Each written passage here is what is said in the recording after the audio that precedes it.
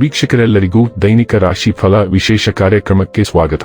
ಇವತ್ತಿನ ಈ ವಿಡಿಯೋದಲ್ಲಿ ನಾವು ವರ್ಷ 2025ರ ಡಿಸೆಂಬರ್ ತಿಂಗಳಿನ 23ನೇ ತಾರೀಕಿನ ದಿನ ಮಕರ ರಾಶಿಯ ಫಲಗಳನ್ನು ತಿಳಿದುಕೊಳ್ಳಲಿದ್ದು, ಈ ದಿನ ಮಕರ ರಾಶಿಯ ಜಾತಕದವರ ಪಾಲಿಗೆ ಹೇಗೆ ಸಾಬೀತಾಗಲಿವೆ, ಈ ದಿನ ಗ್ರಹ ನಕ್ಷತ್ರಗಳ ಸ್ಥಿತಿಗತಿಗಳೇನು ಮತ್ತು ಇಲ್ಲಿ ಉಂಟಾಗಲಿರೋ ಯೋಗಗಳ್ಯಾವುವು, ಈ ಯೋಗಗಳ ಪ್ರಭಾವ ನಿಮ್ಮ ಮೇಲೆ ಹೇಗೆ ಕಾಣಿಸಿಕೊಳ್ಳಲಿದೆ, ಜತೆಗೆ ಈ ದಿನಗಳಂದು ನೀವು ಹೊಂದಿರಬೇಕಾದ ಎಚ್ಚರಿಕೆ ಏನು ಅನ್ನೋದೆಲ್ಲವನ್ನ ವಿಸ್ತಾರ ರೂಪದಲ್ಲಿ ಇಲ್ಲಿ ತಿಳಿದುಕೊಳ್ಳೋಣ.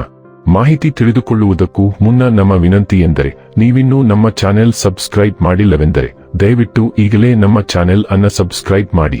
ಹಾಗೆ ನಿರಂತರ ವಿಡಿಯೋ ಅಪ್ಡೇಟ್ಸ್ಗಳಿಗಾಗಿ ಪಕ್ಕದ ಬೆಲ್ ಐಕಾನ್ ಕ್ಲಿಕ್ ಮಾಡಿ.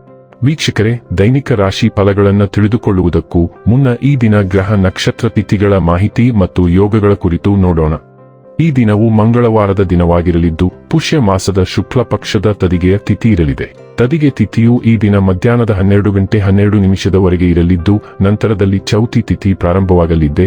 ಜತೆಗೆ ಈ ದಿನ ರಾತ್ರಿಯ 7:07 ಶ್ರವಣ ನಕ್ಷತ್ರದ ಗೋಚರವಿರಲಿದ್ದು, ನಂತರದಲ್ಲಿ ಧನಿಷ್ಠ ನಕ್ಷತ್ರದ ಗೋಚರ ಪ್ರಾರಂಭವಾಗಲಿದೆ.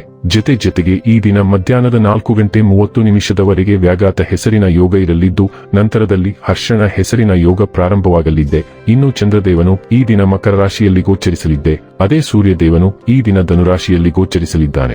ಇನ್ನು ಈ ದಿನದಂದು ಅಭಿಜಿತ್ ಮುಹೂರ್ತ ಮಧ್ಯಾಹ್ನದ 12 ಮಧ್ಯಾಹ್ನದ 12:41 ಇರಲಿದೆ.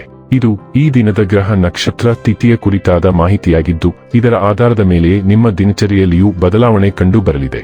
ಇನ್ನು ಈಗ ಈ ದಿನದ ಮಕರ ರಾಶಿಯ ಫಲಗಳ ಕುರಿತು ನೋಡುವುದಾದರೆ, ಎಣ್ಣೆಯುಕ್ತ ಮತ್ತು ಮಸಾಲೆಯುಕ್ತ ಆಹಾರ ತಪ್ಪಿಸಿ.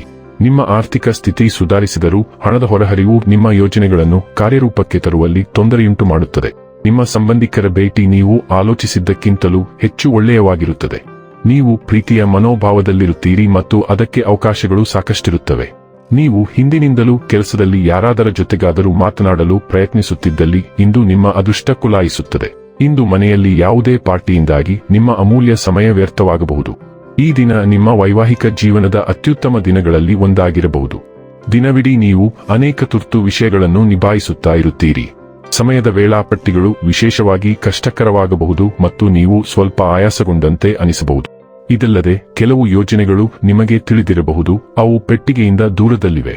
ನೀವು ಕಷ್ಟಪಟ್ಟು ಕೆಲಸ ಮಾಡಬೇಕಾಗಬಹುದು ಅಥವಾ ಹೇಳಬೇಕಾಗಬಹುದು, ನಂತರ ನೀವು ವಿಷಾದಿಸಬೇಕಾಗಬಹುದು. ಆರೋಗ್ಯ ಮತ್ತು ಸ್ವಾಸ್ಥ್ಯ ಬಗ್ಗೆ ತಿಳಿದುಕೊಳ್ಳೋಣ. ನೀವು ಒಂದು ನಿರ್ದಿಷ್ಟ ಸನ್ನಿವೇಶದಿಂದ ಹೊರಬರಲು ಪ್ರಯತ್ನಿಸುತ್ತಿದ್ದೀರಿ, ಆದರೆ ಪ್ರತಿ ಬಾರಿ ನೀವು ಅದರಿಂದ ಹೊರಬರಲು ಪ್ರಯತ್ನಿಸಿದಾಗಲೂ ಅದು ಇನ್ನಷ್ಟು ಹದಗೆಡುತ್ತದೆ. ಇದರರ್ಥ ನೀವು ಜಿಮ್ ಅಥವಾ ನಿಮ್ಮ ದೈನಂದಿನ ಆಹಾರ ಸೇವನೆಯನ್ನು ಮರೆತು ನಿಮ್ಮನ್ನು ಶಿಕ್ಷಿಸಿಕೊಳ್ಳಬೇಕು ಎಂದಲ್ಲ. ನಿಮ್ಮಿಂದ ಕಡಿಮೆ ನಿರೀಕ್ಷಿಸಿ, ಪ್ರತಿ ಬಾರಿಯೂ ಪರಿಪೂರ್ಣರಾಗಲು ಶ್ರಮಿಸಬೇಡಿ ಮತ್ತು ಸದ್ಯಕ್ಕೆ ಎಲ್ಲವನ್ನೂ ಸರ್ವಶಕ್ತನ ಮೇಲೆ ಬಿಡಬೇಡಿ. ಡೈಲಿ ಲವ್ ಮತ್ತು ರಿಲೇಶನ್ಶಿಪ್ ಬಗ್ಗೆ ತಿಳಿದುಕೊಳ್ಳೋಣ. ಹಲವಾರು ಬಾಹ್ಯ ಅಂಶಗಳಿಂದ ಉಂಟಾಗುವ ಒತ್ತಡದಿಂದಾಗಿ ನಿಮ್ಮ ಸಂಗಾತಿಗೆ ನೀವು ಬಯಸಿದಷ್ಟು ಸಮಯವನ್ನು ವಿನಿಯೋಗಿಸಲು ನಿಮಗೆ ಕಷ್ಟವಾಗುತ್ತದೆ. ವೃತ್ತಿಪರ ಬದ್ಧತೆಗಳು ಈಗ ನಿಮ್ಮ ಹೆಚ್ಚಿನ ಸಮಯವನ್ನು ಕಬಳಿಸಬಹುದು. ನಿಮ್ಮ ಭಾವನೆಗಳನ್ನು ನಿಮ್ಮ ಸಂಗಾತಿಗೆ ತಿಳಿಸಲು ಮರೆಯದಿರಿ ಮತ್ತು ನೀವು ಭಾವಿಸಿದ್ದಕ್ಕಿಂತ ಹೆಚ್ಚಿನ ತಿಳುವಳಿಕೆಯನ್ನು ನೀವು ಅವಳನ್ನು ಕಂಡುಕೊಳ್ಳುವಿರಿ. ವೃತ್ತಿ ಮತ್ತು ಹಣ ಬಗ್ಗೆ ತಿಳಿದುಕೊಳ್ಳೋಣ. ನೀವು ಇಂದು ದುಂದು ವೆಚ್ಚ ಮಾಡುವವರಾಗಿರಬಹುದು. ನಿಮ್ಮ ಉಪಪ್ರಜ್ಞೆಯು ಆಧ್ಯಾತ್ಮಿಕ ಮಾರ್ಗದರ್ಶಕರ ಸೂಚನೆಗಳಿಂದ ಮಾರ್ಗದರ್ಶಿಸಲ್ಪಟ್ಟಂತೆ ತೋರುತ್ತದೆ ಮತ್ತು ನೀವು ಸಿಕ್ಕಿಹಾಕಿಕೊಳ್ಳುತ್ತಿರುವುದು ಇಲ್ಲಿಯೇ.